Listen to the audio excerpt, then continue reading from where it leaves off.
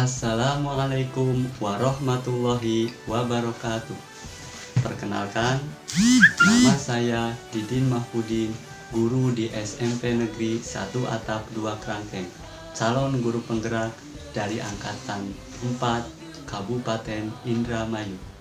Pada hari ini, Kamis 17 Maret 2022, saya akan melaksanakan aksi nyata dari modul 2 pembelajaran berdiferensiasi yang menggabungkan dengan pembelajaran bermuatan kompetensi sosial dan emosional.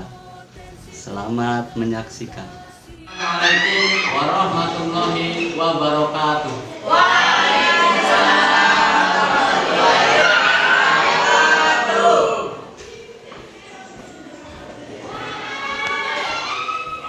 Baik, hari ini kita akan belajar matematika.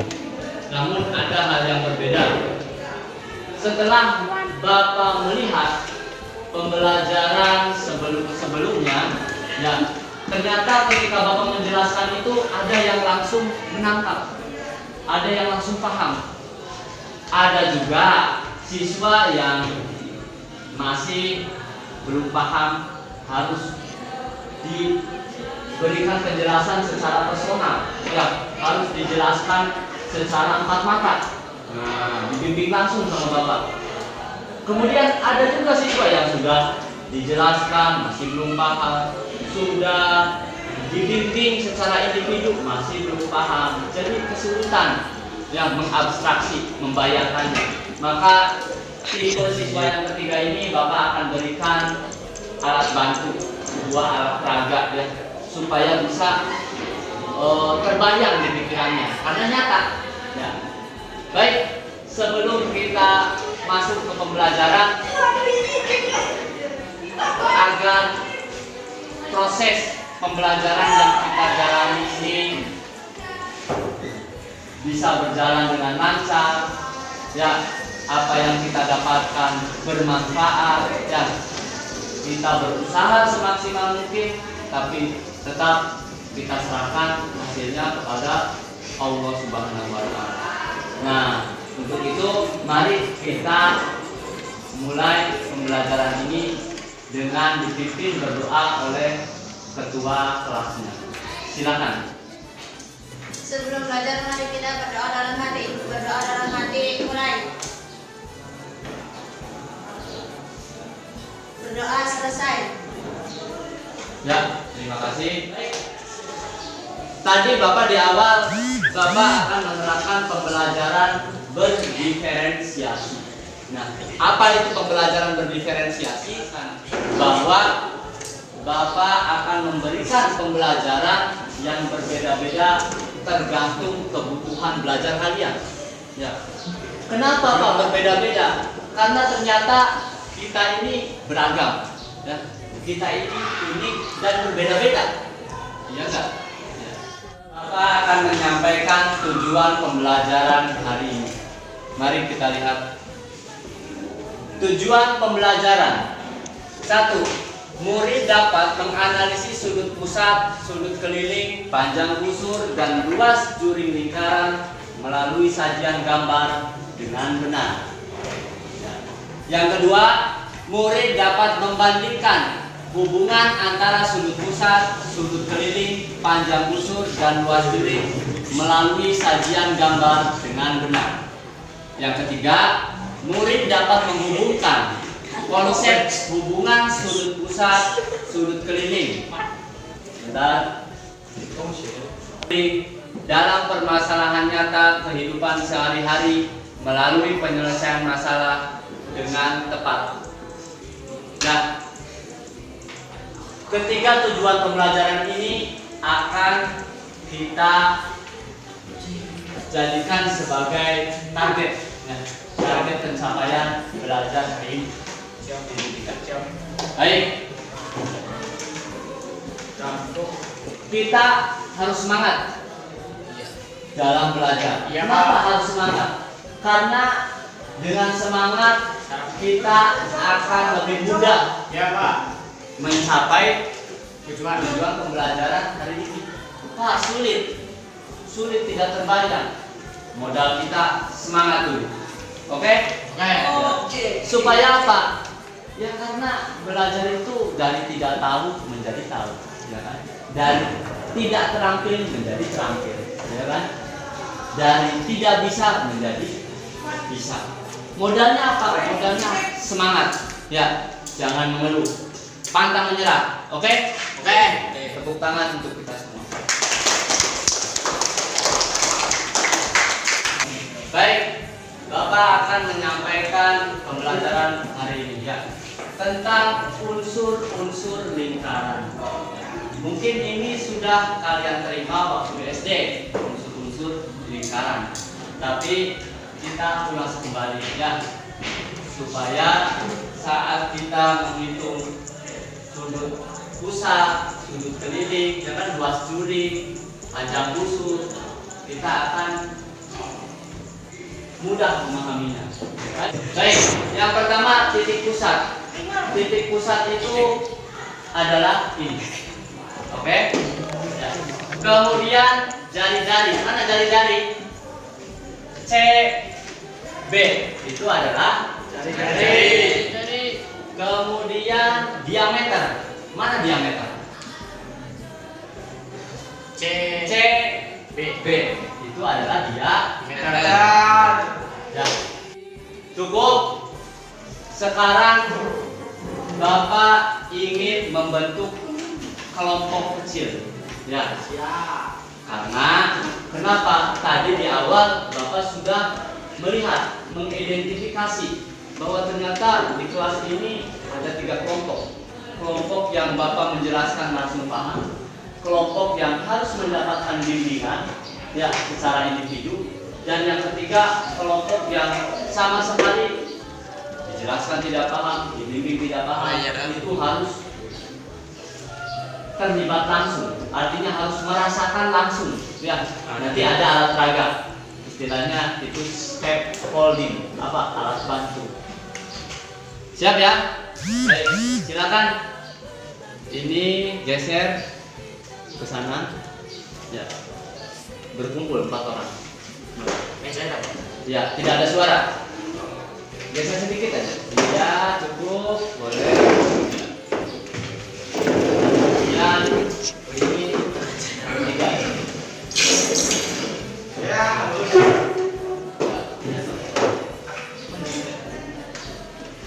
tiga ya. Ini, ya, geser. Nah, terus geser. Oke. Sekarang kita akan diskusi, ya kan? Tadi materi sudah dipaparkan.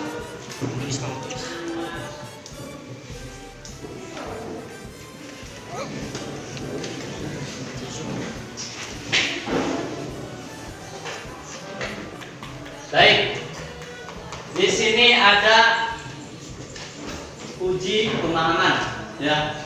Tadi yang Bapak sampaikan, silakan dijawab. Ya.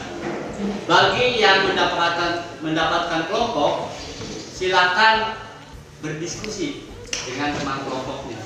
Ya. Contoh yang pertama, panjang diameter sama dengan 2 kali panjang jari-jari lingkaran. Ya atau tidak? Ya. Nah, silakan diskusikan dengan teman kelompok. Ya, Pak.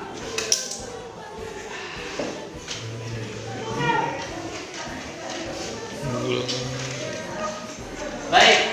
Nah, kelompok ini apa fungsinya Bapak membentuk kelompok? Ya, ini mengasah kesadaran sosial. Maksudnya apa?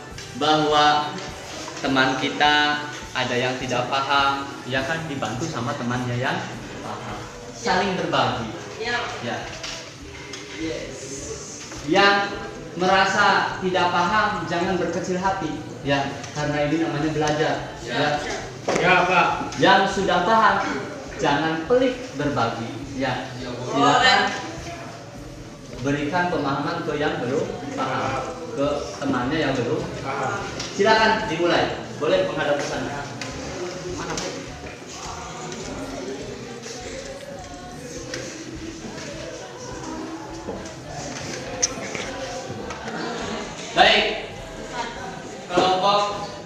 Jadi kita sekarang menjawab soal, ya kan? Ya, Pak. Tadi Bapak sudah memaparkan ya tentang unsur-unsur lingkaran. Lingkaran, Pak. Nah, Bapak sudah pilah ya siswa yang masih belum paham. Sudah. Baik, silakan mulai. Sekarang dari sini. Lebih fokus.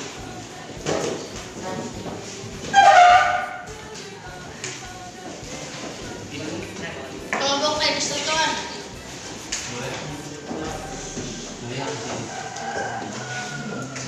Ya, lebih dekat. Lebih dekat. Lebih dekat. Baik, ini adalah lingkaran. Ya. Tuh, ini wujudnya sudah nyata, ya kan? Ya. Lingkaran itu memiliki, ya kan, sesuai definisinya bahwa jarak, ya, mempunyai jarak yang sama antara suatu titik terhadap titik tertentu. Titik tertentunya adalah titik pusat. Ini mempunyai jarak. Nah, tadi Bapak sudah jelaskan unsur-unsurnya. Ada jari-jari dari sini ke sini, ya kan? Kemudian ada diameter, ya kan? Kemudian ada panjang busur. Oke. Ini silakan. Lalu nanti dijawab pertanyaan. Sekarang Rangga, ya kelompok 1, silakan. Panjang diameter sama dengan 2 kali panjang jari-jari lingkaran, ya atau tidak? Silakan Rangga, berdiri. Apa jawabannya hasil diskusi kelompok? Iya, Pak. Iya. Nah, sama dengan kelompok C. Silakan Dahlia. Berdiri dulu. Iya. Ya. Nah, jadi diameter itu adalah 2 kali panjang jari. Panjang jari-jari lingkaran. Beri tepuk tangan. Sekarang Kristiana, silakan. Ya, berdiri. Hasil diskusi kelompoknya bagaimana? Jumlah panjang busur, jumlah panjang busur besar dengan busur kecil sama dengan keliling lingkaran. Iya atau tidak? Iya. Iya. Baik. Kelompok B. Apa hasil diskusi kelompok B? Silakan.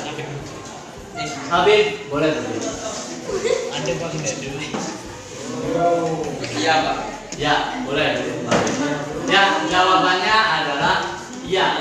Kenapa? Ketika busur kecil dan busur besar digabungkan, totalnya adalah panjang keliling lingkaran. Beri tepuk tangan. Oke, cukup. Baik, sudah sampai pada akhir pembelajaran. Sekarang di antara kalian boleh menyampaikan refleksi pembelajarannya atau memberikan pertanyaan, saran, masukan, boleh. Silakan. Berdiri kalau yang. Menurut saya pembelajaran hari ini sudah lebih baik karena proses pembelajaran sudah menyesuaikan dengan kebutuhan belajar murid. Oke, terima kasih. Beri tepuk tangan.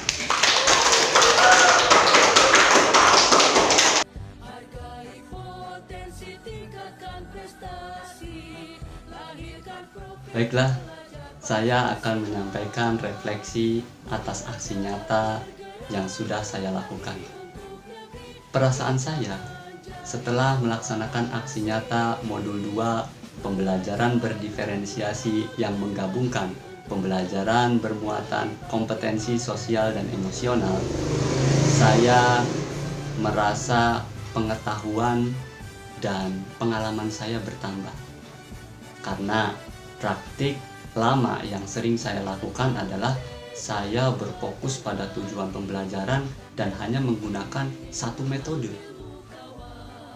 Nah, dari praktik aksi nyata yang sudah saya lakukan, atas pengetahuan baru yang saya dapatkan tentang pembelajaran berdiferensiasi dan pembelajaran bermuatan kompetensi sosial dan emosional, saya mendapatkan hal baru bahwa ternyata murid kita itu unik dan beragam. Nah, dari sini jawabannya adalah kita harus mempraktikkan pembelajaran berdiferensiasi, bahwa kita menjawab kebutuhan belajar murid dengan tidak hanya satu metode, tapi multi metode. Ada siswa yang ketika guru menjelaskan langsung paham, tapi kita juga sadari bahwa ada siswa yang saat guru menjelaskan masih belum paham, dan bahkan ada yang setelah dibimbing secara personal pun mereka masih belum paham juga.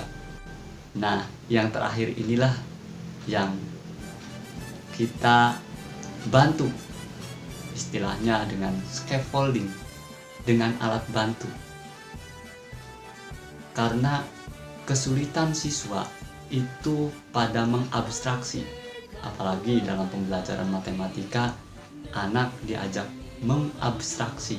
Pengalaman baru saya juga bahwa kita tidak hanya cukup untuk mentransfer pengetahuan saja untuk mengantarkan murid pada kebahagiaan dan kesuksesan, tapi belajar dari kasus Pak Eli bahwa kita ini manusia multitasking, manusia yang banyak tugas.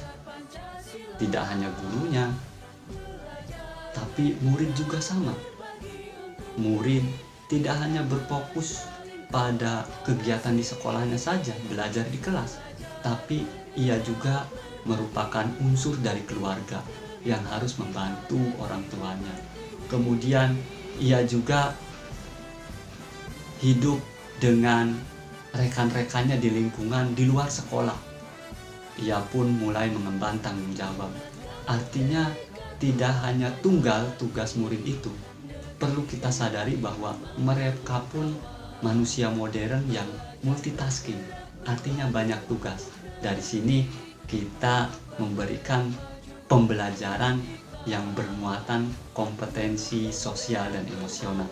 Bagaimana anak itu bisa melatih kesadaran sosialnya, kesadaran diri, emosinya, kemudian pengelolaan diri, bagaimana mereka bisa fokus pada tujuannya, kemudian bagaimana mereka melatih keterampilan berelasi, kemudian bagaimana mereka untuk mengambil suatu keputusan.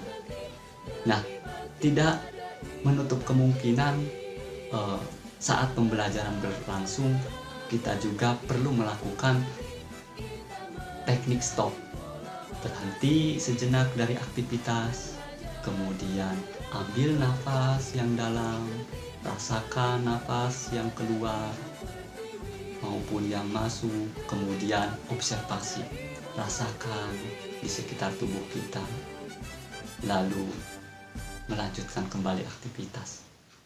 Nah, hal-hal yang seperti itulah yang merupakan pengetahuan dan pengalaman baru saya.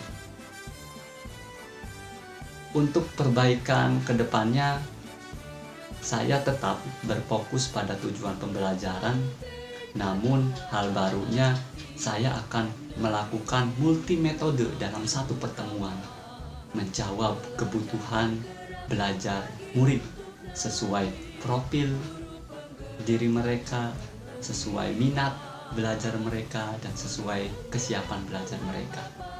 Itu saja refleksi atas aksi nyata yang sudah saya lakukan. Terima kasih. Wassalamualaikum warahmatullahi wabarakatuh.